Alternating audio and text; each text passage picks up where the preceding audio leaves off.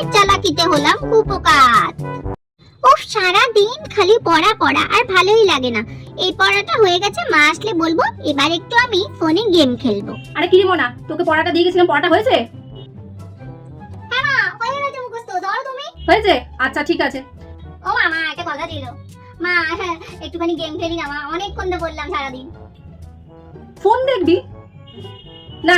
এখন phone tone দেখা হবে না, দুদিন পর পরীক্ষা। আরে পরীক্ষা তো কি হচ্ছে, পরীক্ষা বলে কি সারাদিন করতে হবে নাকি? একটু গেম খেলি না মা, একবার বললে শুনিস না না? অল্প একটু খেলবো। আচ্ছা দাঁড়া দাঁড়া, আমি আসছি।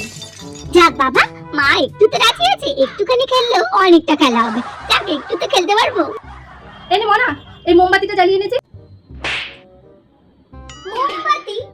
হ্যাঁ, এই মোমবাতিটা যতক্ষণ জ্বলতে থাকবে ততক্ষণ তুই খেলতে পারবি, আর মোমবাতিটা নিভে গেলেই কিন্তু তোর খেলা বন্ধ হয়ে যাবে। এটা কিন্তু মাথায় রেখে তবেই কিন্তু খেলবি। উফ, মোমবাতিটা তো বেশি বড় না, কিন্তু তাও যতটা আছে ততটুকু তো খেলতে পারবো। হ্যাঁ মা, আমি এটাই রাজি। আমি মোমবাতিটা যতক্ষণ জ্বলবে ততক্ষণই আমি খেলবো মা। দাঁড়া দাঁড়া, আমিও তোর মা, দেখাচ্ছি মজা। বুঝেছিস তো? তাহলে তাহলে কিন্তু ওই ফ্যানটা চালিয়ে দিলাম একটু। হ্যাঁ মা, ফ্যানটা চালাও। দেখ এবার মজা। এই কি করতে হলো? এই যে মোমবাতি নিভে গেছে, এবার তোমার খেলা বন্ধ কিন্তু।